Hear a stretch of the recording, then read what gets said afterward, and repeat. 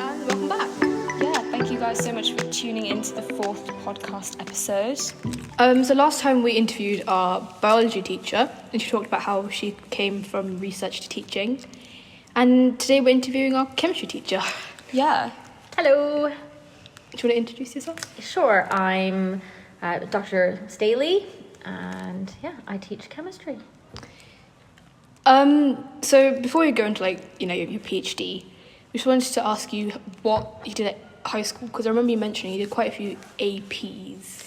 So obviously school in the States is quite different to here.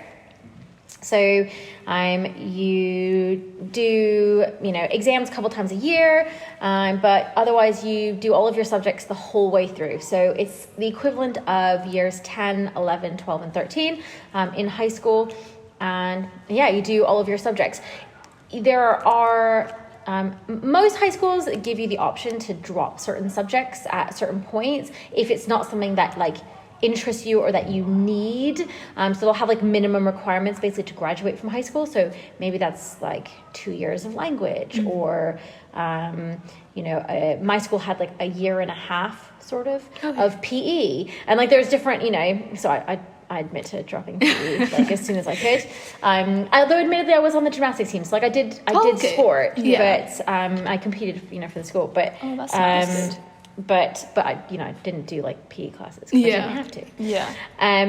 But yeah, so I did English, maths, science, history, languages, all the way through. So even as a senior in high school, I did 7 subjects. Oh wow. Oh my god. Yeah. I think because you are obviously teaching here as well, so how do you find the education system here in comparison to the States? Do you think it's better, or? It's kind of different because even with APs, so advanced placement courses, which are they're harder. So a lot of schools have the subjects are set, and so you do honors and college prep is the level 3 it was called. I can't remember what level 2 is called, and level 1 is basically remedial. You're really struggling. And there's different levels. And so in English, for example, you'd read different books. I'd never read Lord of the Flies or Of Mice and Men, for example, because those were texts that different set read. We just different things. And AP is above the honors, and so it's a bit harder, but it's not. It's somewhere between GCSE and A level. That makes sense. Oh, I see. So yeah, it's just different. You become, I think, a little bit more well-rounded in the States in that you're doing lots of different subjects. Yeah. And so, and university is kind of that way as well, because you've got general education requirements. So you've got courses that you have to do at university that are just designed to give you a broader foundation. It means then you don't spend as much time on your individual subject, so you're not as much of an expert at the end of your degree in the US as you would be in the UK, because you've not spent 3 years just doing your subject. But then it is a 4-year degree, so I always thought though that had I come to the UK for my university degree, that I would have had a more in-depth knowledge of one subject, but then that wouldn't have suited me because I'm a very multidisciplinary sort of person. I've got lots of different interests, and it would have made me really sad to have to choose between those interests. Yeah, I think it depends for each person, because some people might prefer to just only do one subject. Yeah, and that's not an option. Yeah. I mean, it can be. There are ways to make it work in the States, and it depends a little bit on what university you go to, and how well you do at high school, because those AP courses, you do take exams, and you get a score out of 5, 1, 2, 3, 4, 5, and if you do really well, then potentially you can pass out of requirements at university. So because I did lots of languages in high school, I then met the languages requirement at my university. Not all universities have a language requirement, but mine did. I met the maths requirement as well, but actually because my course had a math requirement built into it, I still had to do maths. So like if you've passed out the language requirement, but you're doing a language or something connected with language, like a regional sort of study area, like you can't just pass out a language, you still have to do it. If that makes sense. Yeah. So it doesn't necessarily help you. So how many APs did you do? So when I did them, APs were kind of new, so there wasn't as many options as there are now. I see. So like now you can do APs in pretty much anything and everything. Until my senior year, the only AP options were English and government. Neither of which particularly interested me.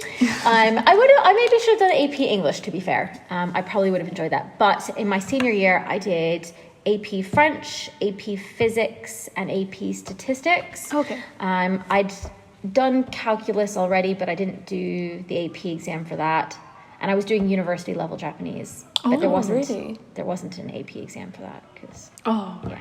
What made you pick Japanese then? Is there was it just pure interest, or is there like a reason? Was it interest in the culture? Yes,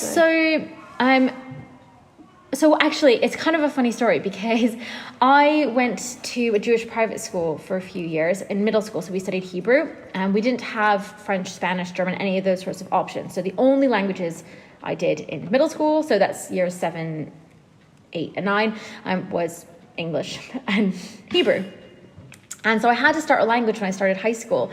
And I don't know why, we just randomly chose Spanish. I have no recollection of what reason that was. But in my very first lesson, and bear in mind that the students in this class had already done 2 years of language in middle school. So the only people that were in the first year of Spanish were the people who'd failed it the 2 previous years. So I showed up on the first day and the teacher's like, "So does anyone know what an adjective is?" And it was dead silent. And I just sat there thinking, oh my God, I can't, just please, no, I can't be here. So I went to the head of languages and I said, okay, what other language lessons are there at this same time? And she said, well, there's French too, but those students have already done 2 years of it. And I said, I don't care, I will take it. And so I got a tutor for about 4 or 5 months to kind of catch me up as quick as I could. Yeah. So I basically skipped 2 years of French, but I was just so determined that I was not going to be in that Spanish class. So that was how I got into the French. And then I made friends actually in my science lessons who were interested in manga and anime. And I wasn't so fussed about that, but I found the Japanese culture a bit interesting, and then I had a part-time job that summer in the town library, and was shelving books in the travel section, and was flipping through the Japanese travel books. Just found it really interesting, and so I thought, we offer Japanese at my school. We also had Russian and Latin and quite a few other languages, and I just thought, I'd like to do that. That's nice. Yeah. How did you find juggling all of these different subjects? Because I think for us, during A-levels, we've only got 3, but I think, is it similar in terms of time management, or do you think it's easier or harder? I don't know what I would have done if I'd had as much time as you guys have. Oh my God. I had, 0 time at all. Yeah. So, I just, especially because I did music as well, and my part-time jobs. By the time I graduated, I had 4 part-time jobs. Wow. They weren't all loads of days. They were just bits of things. I was coaching gymnastics in a couple different places. I was teaching Hebrew and running Sunday school classes and doing all these filing in a doctor's office, little things. But but I don't know. I guess I quite like being busy. Still do. Because we've only got 3, and sometimes oh my God, there's just so much to do, and you get 7. I don't know. I'm mostly managed. Yes, good. I didn't do anywhere near as enough work for physics, so I absolutely bombed my AP physics exam. I can't even. I think I got a 2. Oh. So, it's really bad. Really bad. Never mind. So you talked about your degree. What was your degree in? Okay. So, I majored in anthropology. I minored in Asian studies. and I was pre-med, which meant that Pre-med. I fulfilled the requirements to go to medical school. So in the States, medical school is postgraduate only. Yeah. So you have to take certain courses as part of your undergraduate degree and then you do exams as well, like entrance exams, in order to then go to medical school. Okay. I figured out pretty quickly that I didn't want to be a doctor. I probably knew in my first year of university that I didn't want to be a doctor. Yeah. Which I mean, it's not I'm for still a doctor. everyone. Yeah. No, although it wasn't until I did my study abroad at Queen's Belfast that I realised that I do like bodies, but I just prefer them dead to alive. So I probably would have been well suited to like forensic sort of side of medicine, like pathology, that kind of thing. But actually, I just find dead people more interesting.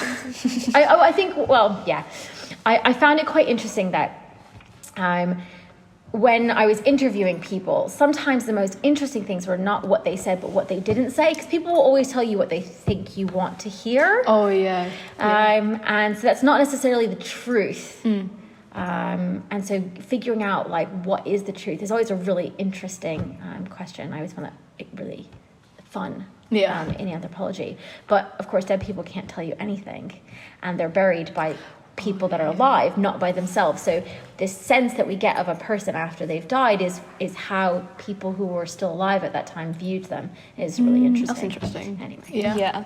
So why did you choose anthropology then? I found people really interesting. What makes us tick, what makes us who we are, what makes us similar, what makes us different. Especially having, being Jewish but studying, Japanese and French cultures and seeing certain parallels. Yeah. For example, focus on cleanliness in both like Jewish and Japanese sort of cultures. Just found it really interesting that we come to these, it's like convergent evolution, that we end up in the same place but from different points or for slightly different reasons, but that there's still this cleanliness and purity is such an important bit of culture. I just always found that kind of stuff really interesting, and so I wanted to dive into a bit more. That's interesting. You talked about your year abroad in Belfast. Could you talk a bit more about that? Was that part of your degree or? Yeah, so it's quite common in the States because it's a 4-year degree to do a semester or a year abroad. I didn't want to do a full year because I had all these course requirements and I had research that I wanted to do, which I did in my 4th year.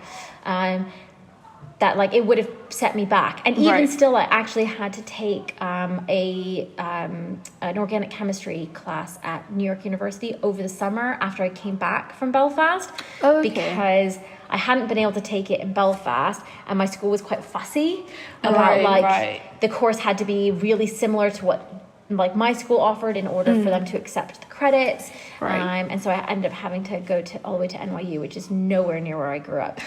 Well, okay, it's like a 2.5 hours away. Yeah. Relative, It's not like a daily commute. But I wanted to go somewhere a bit different. A lot of American students study abroad in Australia or, I don't know, places where everyone speaks English, but the culture is very similar, and they just go to have fun. The courses that are offered tend to be kind of fluffy. It's just, to me, it felt like a waste of time. What's the point of it? And so I wanted to go somewhere different. And so I went to my parents and I said, I either want to go to Morocco, because part of it was an Arabic course, which I thought was really interesting. It was French and Arabic. I thought, yes, please. That sounds so cool. I'm all over that. Or Queen's Belfast. And my parents were fairly equally horrified because they grew up in the Troubles. So to them, Belfast had these horribly negative connotations, and they were fine with. I went to Israel 2 weeks before I went to Belfast. My parents were absolutely fine with me going to Israel, but terrified of me going to Belfast. It was the weirdest thing ever. I didn't say anything to them about it, but I did sit there shaking my head oh my God, what is wrong with you? But I don't know, I think I looked at the course selection, and there was an archaeology of death course, and there were these interesting classes that they offered that I thought, that sounds interesting. So I did archaeology of animals and humans, I did Neolithic and early Bronze Age Britain, and I did Japanese society. Japanese. And I'd been doing Japanese stuff the Yeah. whole way through. I was taking Japanese at university, and I was doing whatever courses I could as part of that Asian studies. That you never like gave it up. No. I mean, I was carrying on all the way through. And we had someone at my university that did, she was there when I first started, that did medical anthropology in Japan, which I was really interested in. So like, this is this nice combination of all my interests. It's got the science, it's got the anthropology, it's got the Japan. But she left after my first year. So most of my Asian studies courses were on other parts of Asia. That's all right. But yeah, I don't know, that course in Belfast, all of them, it was just amazing. I learned about these different aspects of Japanese society, which I hadn't really talked about, which I loved. Yeah. And in particularly archaeology of plants and animals, or animals and humans, I think it was animals and humans. It just opened my eyes to the sort of sciencey side of archaeology, which I hadn't really seen before, and I just, like, it blew my mind, and I absolutely loved it. And it ended up where, like, American students studying abroad in Australia were getting drunk, all day, every day. I was, sitting in their bone lab, sorting out reference collections and, like, testing myself. Like, can I identify, the humerus of a pig, versus, like, the humerus of a sheep? And can I right-left them? Can I age and sex them? And I was just having so much fun with it. The lecturer asked me if I didn't have a life. Yeah, it was amazing. And so then I went back, having seen what you can do on that science side of things. And actually, it was somebody that I met there who was like, I really think you should apply to do a master's at Cambridge. I think you would really enjoy it. And I thought to myself, no way. Like, Cambridge? Like, as if. There's no chance of that. I don't know. I'm just not that smart. Like, I could never do that. But yeah, I applied and I got in. Oh. Yeah. So I ended up going there to do both my master's and my PhD. Oh, okay. What was your master's in? Archaeological science. Ah, right. And it was brilliant because there's archaeological science courses in a few different places around the UK, but they're all slightly different. So the Cambridge one is very sort of environmental, if that makes sense. So it had plants, plant remains, animal bones, isotopes, bit of DNA, whereas like lots of organic stuff. Yeah. Whereas some universities are more inorganic. So they look at like residues on things, pots. That to be fair is organic, or like stone tools or other stuff. But yeah. So after your PhD at Cambridge, did you go straight into teaching, or did you do research for a bit? I did some research. So my PhD was looking at the introduction of farming to Japan. Oh, I see. See, I've told you. I brought everything together. Yeah. Absolutely everything together. So I did my PhD research in Japan at Kyushu University. And I loved it, but I was a little bit burnt out at the end of my PhD, not gonna lie. Fair, yeah. It's fair. Yeah. But I'd done some work for some small projects, the Baikal Archaeology Project. So I went to Lake Baikal in eastern Siberia for a month to collect plant remains. And I did some work as well for a project, also looking at plant remains in Italy. But it was somebody from the Baikal project that introduced me to this other project that they were setting up. And so I did some work for them.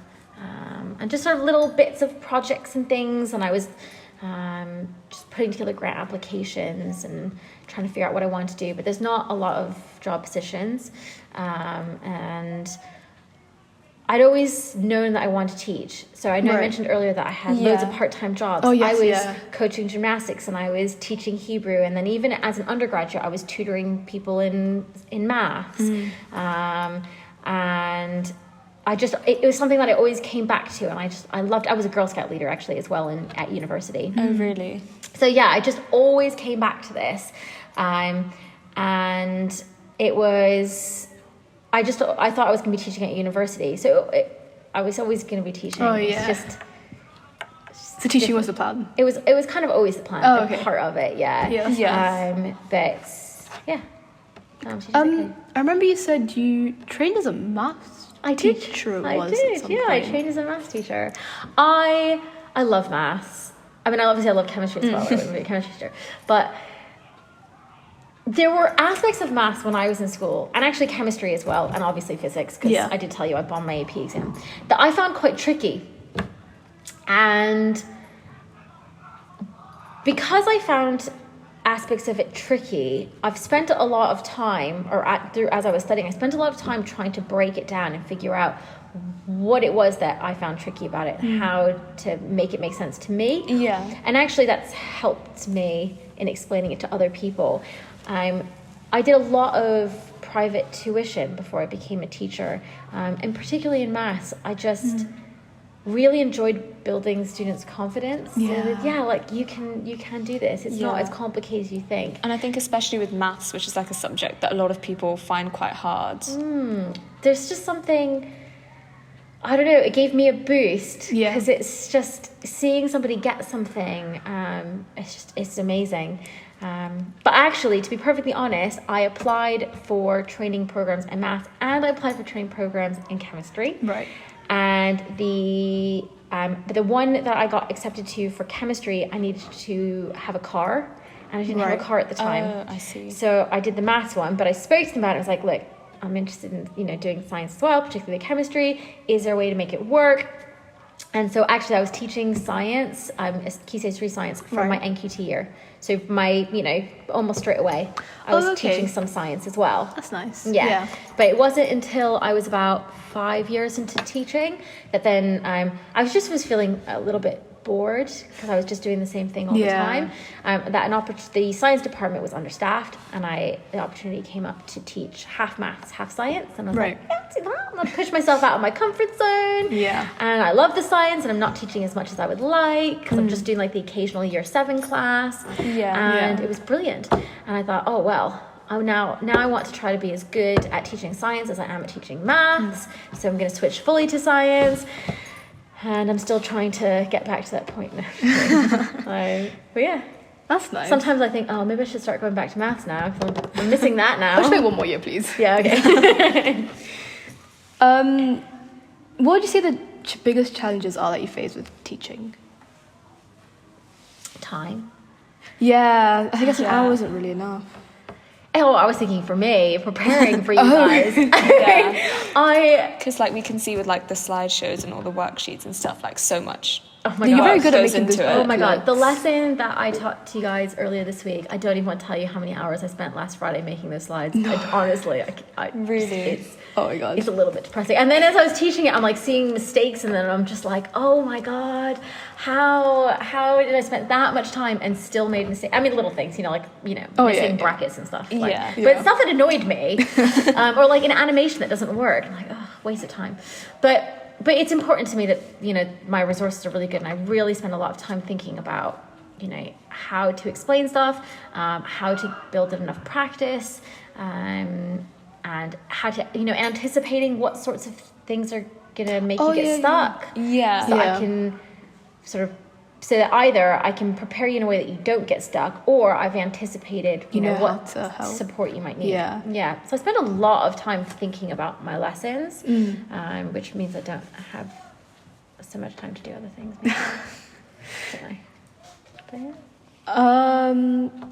Do you have any advice for anyone going into teaching, or just PhD research, that area? So with teaching, I think it's really important that you recognize that you are not going to be perfect straight away. Some people are absolutely natural teachers, and it just clicks straight away. But for the vast majority of us, we had to work at it. And the things that are second nature now weren't second nature at the beginning. And you have to work, and you have to constantly be thinking okay, what could I do better next time? And I set myself the goal at the end of my first year of teaching, I just want to be a little bit less rubbish next year or at the end of next year than I am now. And I always kind of think that at the end of every year I'm just going to be a little bit less rubbish at the end of next year than I am right now. And it's actually a nice way to think about everything in life, isn't it? 'Cause until we die, we're not the finished product of ourselves, are we? So there's always something else we could be doing. But actually, I heard a quote the day before that saying, you know, the things that you're doing right now and the people that you're interacting with, like at some point you're not going to be doing those things anymore, and you're not going to be interacting with those people anymore. And so you kind of have to almost have that a little bit in the back of your mind and take every opportunity that you've got and make the most of those interactions and those, you know, activities. Like it kind of puts it into perspective. It does, and then in terms of a PhD, like organized. You've got to be organized. You've got to give yourself a plan, like set out a plan right from the start, like short, medium, long-term goals. Like, what are you going to need to do to get that done? Like SMART goals, which I was rubbish at, like managing my own time. Because some PhD supervisors are very hands-off. Mine was on maternity leave for most of my PhD. So I basically didn't have a supervisor for a lot of it. And that's really hard. You need to be able to manage your own time. But yeah, thank you so much for joining us today. Yeah, it's really interesting to I'm sure our listeners will appreciate your invaluable advice. Yeah. Anytime. Thank you. Mm-hmm. Yeah, and be sure to check out our podcast on YouTube as well. And Spotify. So if you're on YouTube, don't forget to like, share and subscribe. Yeah. And leave us a review on Spotify. Yeah.